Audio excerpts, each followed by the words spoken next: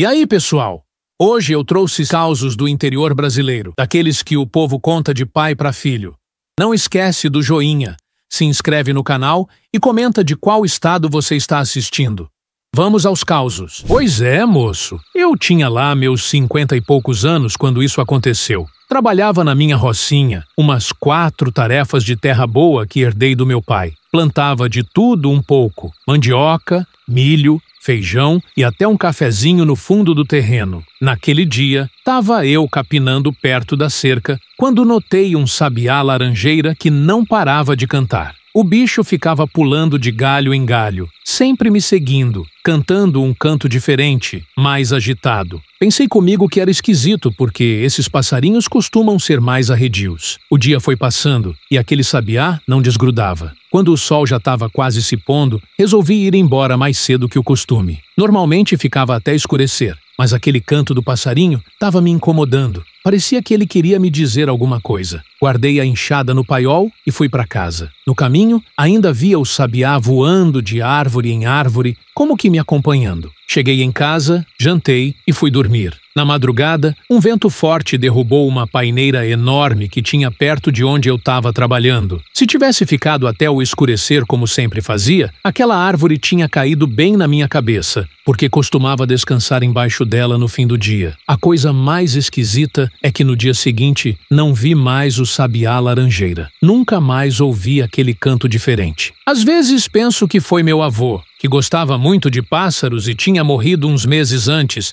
me avisando do perigo. Vai saber, né? Mas que aquele sabiá me salvou? Ah, isso salvou. 2. A encruzilhada de São Bento Rapaz. Isso faz tempo. Era eu ainda novo. Devia ter uns 30 anos. Trabalhava como tropeiro levando mercadoria de Itabaiana até os povoados mais longe. O negócio é que sempre voltava antes do anoitecer, porque tinha medo de andar por aquelas estradas à noite. Mas teve um dia que me atrasei. O comércio estava bom. Vendi tudo o que levei e fiquei proseando com uns conhecidos, tomando uma cachaçinha. Quando vi, o sol já estava se pondo e eu ainda estava longe de casa. No caminho tinha uma encruzilhada que chamavam de São Bento. O povo dizia que ali aparecia uma luz que seguia os viajantes. Sempre achei que era conversa, para assustar os outros, sabe? Mas naquele dia, quando estava chegando na tal encruzilhada, começou a cair uma cerração estranha. Era junho, tempo de frio, mas aquela névoa apareceu de repente, muito rápido. Logo não enxergava mais nada a 2 passos de distância. O cavalo começou a ficar inquieto, empacando, e foi aí que vi uma luzinha azulada, pequena, do tamanho de um vagalume, mas não piscava. Ela foi crescendo devagar, até ficar do tamanho de uma laranja. O estranho é que não senti medo. A luz começou a se mover lentamente para a direita, como se quisesse que eu seguisse por ali. Meu cavalo, que estava nervoso, de repente ficou calmo. Contra todo o meu bom senso, segui a luz. Depois de uns 10 minutos andando por um caminho que eu nem sabia que existia, a névoa começou a dissipar. A luz foi ficando mais fraca até sumir.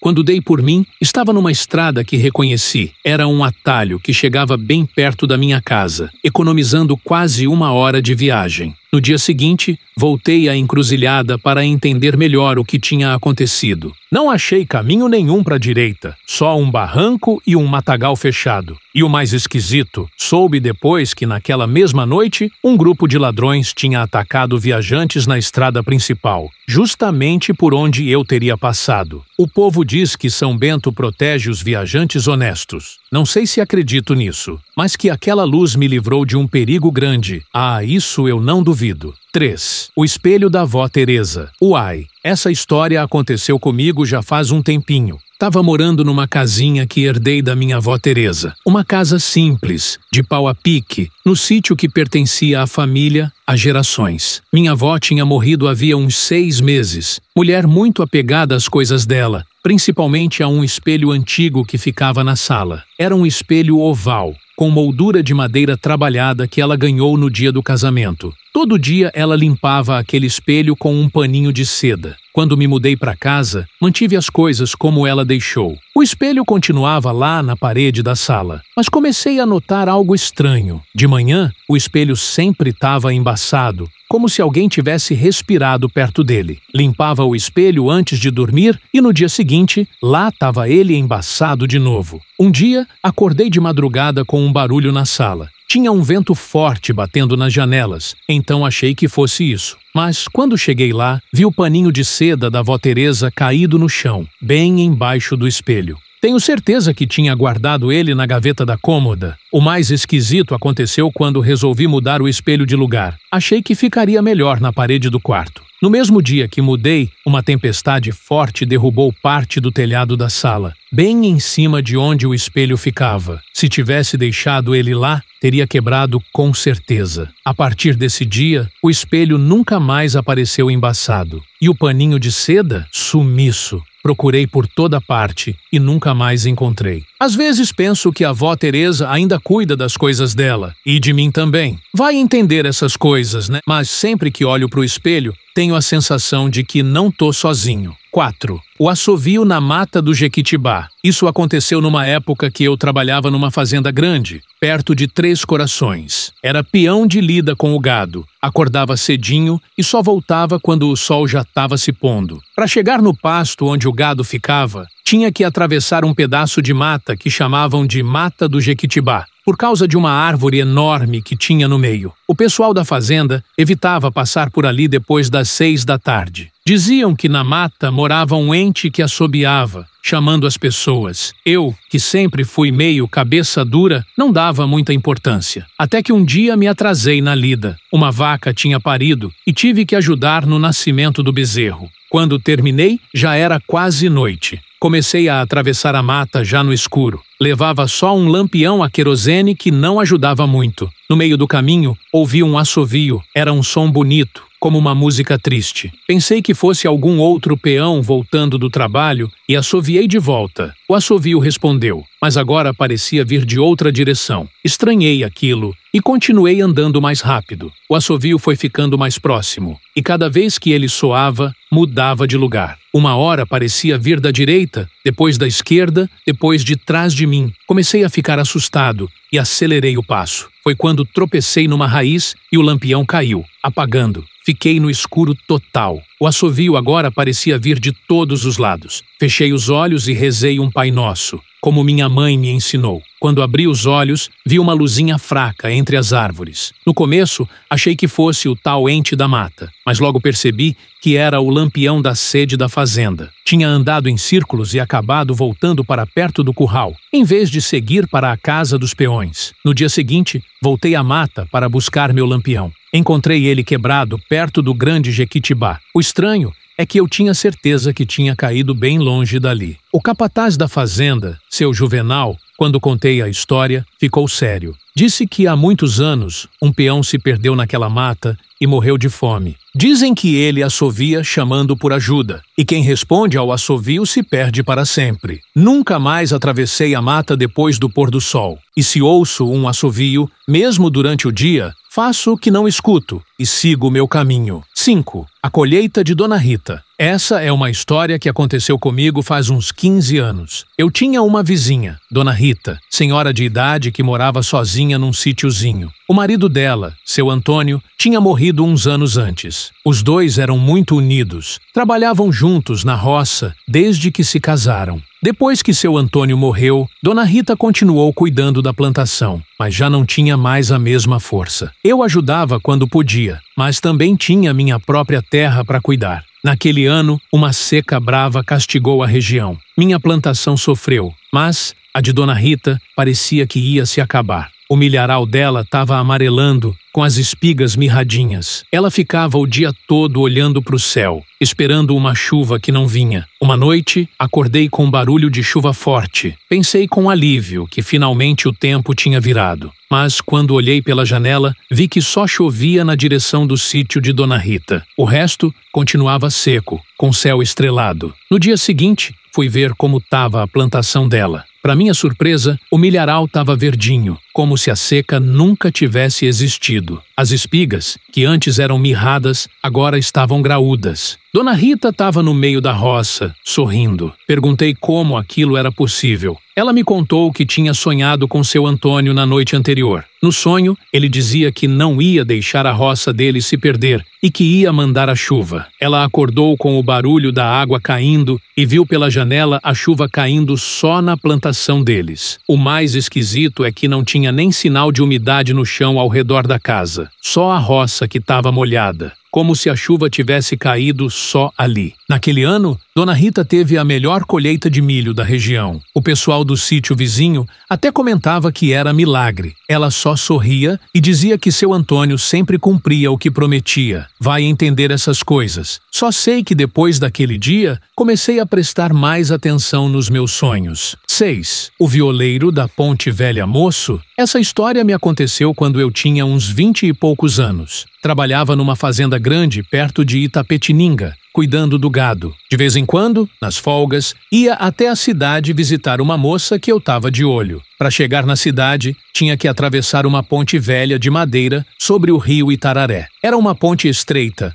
mal conservada, que fazia um barulho danado quando se passava por ela. O pessoal evitava atravessar à noite. Dizia que era perigoso. Numa sexta-feira, fiquei até mais tarde na cidade, em uma festinha. Quando resolvi voltar para a fazenda, já passava da meia-noite. Montei no meu cavalo e segui pela estrada escura. A lua estava cheia, o que ajudava a enxergar o caminho. Quando estava chegando perto da ponte, ouvi um som de viola, uma moda bonita que nunca tinha escutado antes. Fui me aproximando e vi um homem sentado na entrada da ponte, tocando tranquilo. Era um senhor de chapéu de palha, roupa simples, de uns 60 anos. Achei estranho alguém ficar tocando viola àquela hora, num lugar tão ermo, mas o velho parecia inofensivo. Quando cheguei perto, ele parou de tocar e olhou para mim. Perguntou se eu ia atravessar a ponte. Respondi que sim, que trabalhava na fazenda do outro lado do rio. O velho balançou a cabeça e disse que era melhor eu dar a volta pela ponte nova, uns 5 quilômetros adiante. Falei que ia demorar muito e que precisava voltar logo. Ele insistiu, dizendo que tinha sonhado com a ponte caindo. Fiquei na dúvida. A volta pela outra ponte ia demorar mais de 1 hora. Mas havia algo no olhar daquele velho que me deixou intrigado. Acabei decidindo seguir o conselho dele. Agradeci e segui pela estrada, em direção à ponte nova. Não tinha andado nem 200 metros quando ouvi um barulho forte,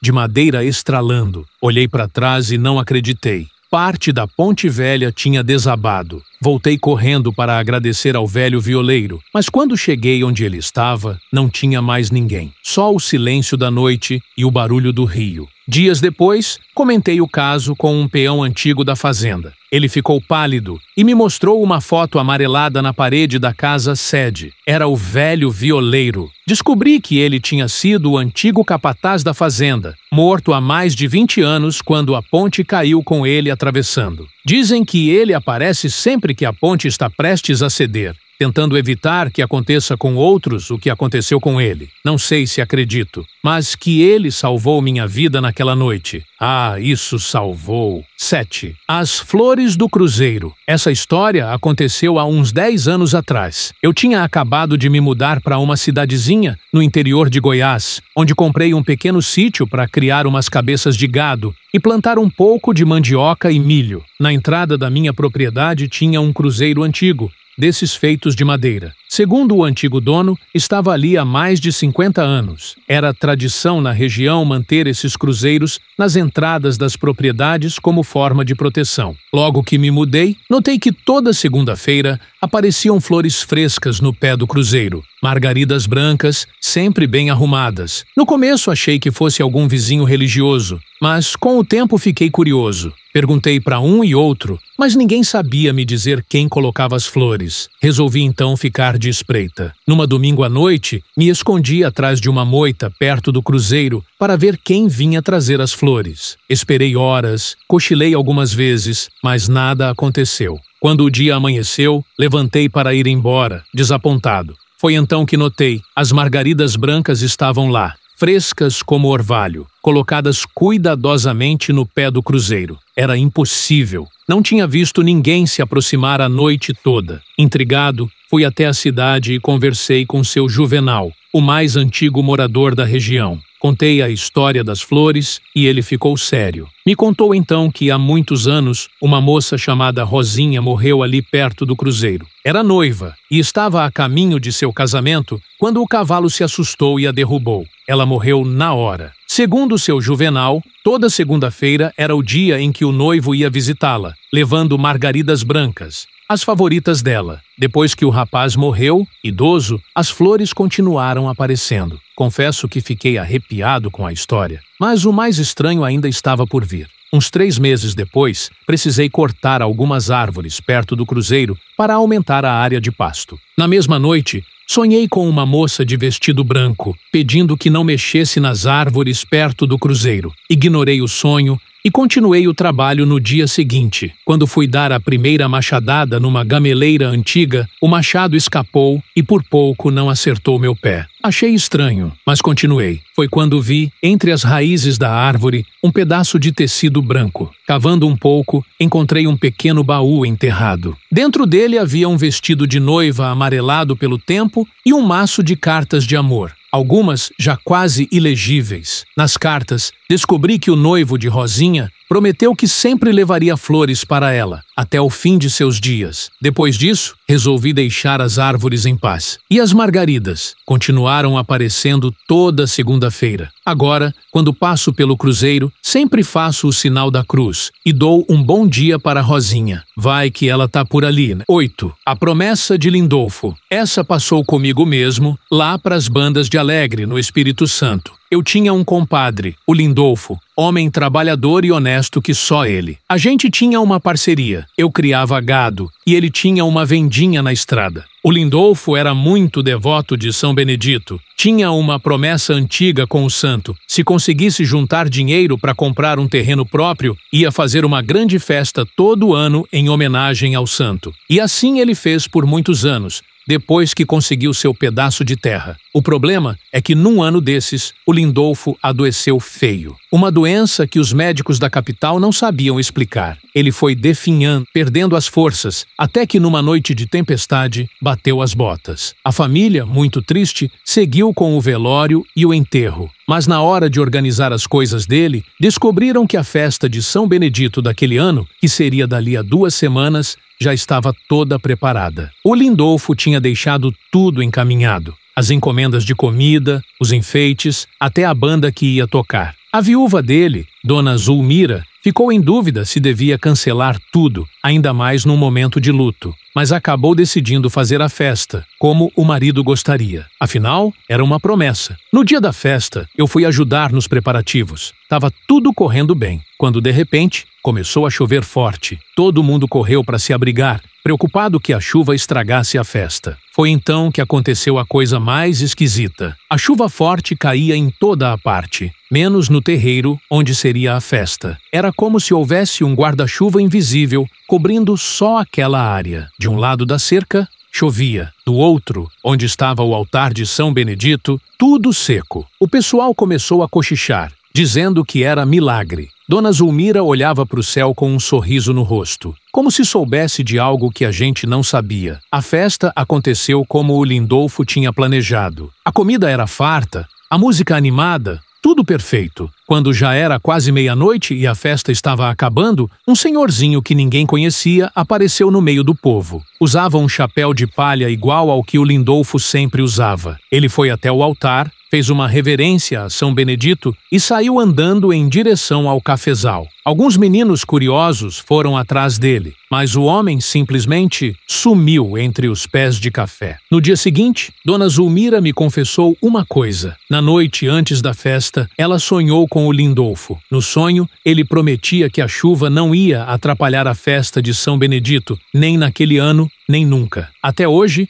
todo ano na festa de São Benedito, pode o céu estar despencando água, mas no terreiro da antiga casa do Lindolfo não cai uma gota. E vez ou outra, alguém jura ter visto um senhor de chapéu de palha observando a festa de longe, com um sorriso satisfeito no rosto. Promessa é dívida, como dizia minha avó. E pelo jeito, vale mesmo depois que a gente se vai. 9. O cão da mata do Grotão Uai. Essa é uma história que aconteceu comigo há uns 8 anos, quando eu ainda trabalhava como caçador de onças. Naquela época, as fazendas da região sofriam com ataques constantes aos rebanhos e me chamavam para resolver o problema. Numa dessas fazendas, perto de Montes Claros, o dono, seu Augusto, me contou que tinha perdido várias cabeças de gado, mas, segundo ele, não era onça comum. Os bichos apareciam mortos de um jeito estranho, sem marcas de garras, só 2 furos no pescoço. O povo falava de um cão preto, grande como um bezerro, que aparecia nas noites de lua nova. Eu, que nunca dei muita confiança para essas histórias, aceitei o trabalho. Pensei que devia ser alguma onça com jeito diferente de atacar. Armei meu acampamento perto da mata do Grotão, onde diziam que o tal cão vivia. Passei 3 noites vigiando, sem ver nada além de gambás e tatus. Na 4ª noite, que era de lua nova, resolvi entrar mais fundo na mata. Levei minha espingarda, uma faca e uma lanterna. Caminhei por trilhas estreitas até chegar num clarão onde havia uma árvore enorme, meio retorcida. Parecia um jequitibá velho, desses que têm mais de 100 anos. Foi então que ouvi um rosnado baixo. Não era como o de uma onça, era mais profundo. Parecia vir de dentro da terra. Apontei a lanterna na direção do som e vi 2 olhos vermelhos me encarando entre os arbustos. O bicho era grande, do tamanho de um bezerro mesmo, como tinham me falado, mas não era um cachorro comum. O pelo era tão preto que parecia absorver a luz da lanterna. E tinha uma coisa estranha no olhar dele, uma espécie de inteligência que bichos normais não têm. Levantei a espingarda para atirar, mas o cão foi mais rápido. Pulou para o lado e sumiu na escuridão. Corri atrás, tentando iluminar o caminho com a lanterna. Foi quando percebi que estava sendo conduzido cada vez mais para dentro da mata, para lugares onde nunca tinha pisado antes. Parei, tentando me orientar, quando ouvi o rosnado de novo, agora bem atrás de mim. Me virei rápido e atirei às cegas. O tiro ecoou pela mata, mas não acertou nada. O silêncio que se seguiu foi absoluto. Nem grilos ou sapos se ouviam. Resolvi voltar para o acampamento, mas logo percebi que estava perdido. As trilhas que seguia só me levavam mais fundo na escuridão. Depois de horas andando em círculos, caí de cansaço perto de uma grande pedra. Acordei com o sol batendo no rosto. Para minha surpresa, estava deitado na beira da mata, bem perto do meu acampamento. Como tinha chegado ali, não fazia ideia. Voltei para a fazenda